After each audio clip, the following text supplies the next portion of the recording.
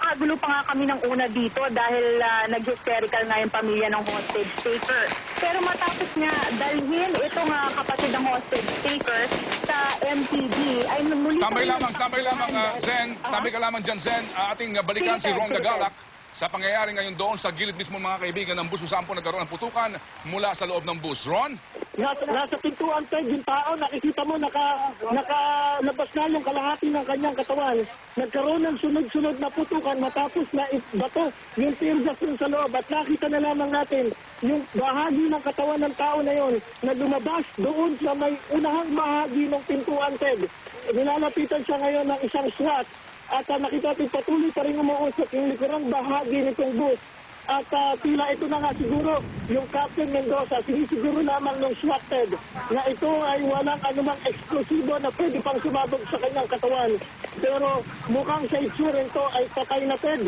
Mukhang nadalo ng sunod-sunod na putok na pinakawala ng SWAT kanina matapos na ipasok yung tear gas sa loob.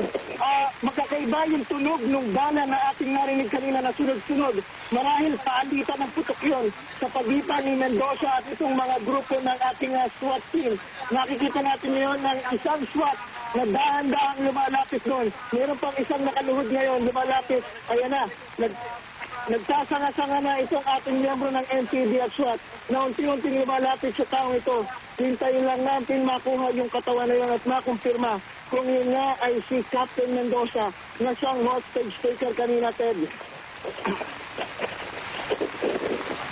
So ngayon, Ron, nakalabas ang kalahati ng katawan ng isang lalaking naka-uniforme. Wala na, Ted. Sumesenyas pang wala na. Yung isang pulis, maraming senyas na patay na. Tuluyan na nilang nilapitan at nakumpirmang wala na. Malinis na ang area. Kung yun nga talaga ang senyales na binibigay sa kapulisan, sumesenyas na parang wala na.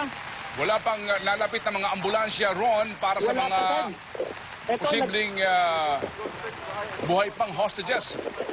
Tama, Ted. Wala pa akong nakikita ngayon. Maaaring siniklear pa nila yung area. Meron pang 2-3 na MPD police vehicle na lumalapit siya ngayon para ma-clarify ang sitwasyon. Ang ambulansya, alam natin ay naka-standby lamang, Ted, dito sa paligid. Pero hindi pa pinapalapit for security reason also, Ted. Kaya lang yun nga, sabi mo, baka maaaring meron pang buhay doon sa loob. At maaaring pang maisalbat niya sakasakali. Siguro ito isa lamang sa mga standard operating procedures ng police na kailangan i-clear muna ang area bago papasukin ang medical team na siyang aalalay naman sa mga hostage victim, Ted. Mukhang wala pa talagang kilos ng anumang medical team.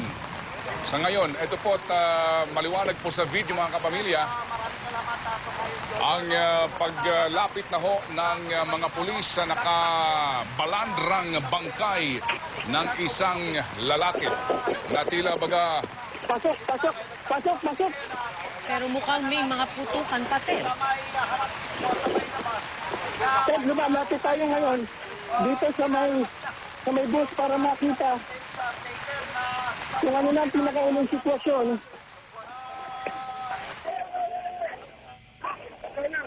Ted, ang forma, Ted, ang forma, Ted, ay nakatingin sa lupa. Itong kalahating katawan na nakatila na ipit doon sa masikip na pintuan na yon. Nakalapag yung kanyang dalawang kamay na halos halikan na yung sahig.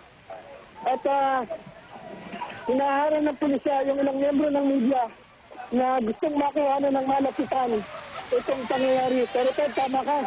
Wala pa rin ang medical team hanggang sa mga oras na ito.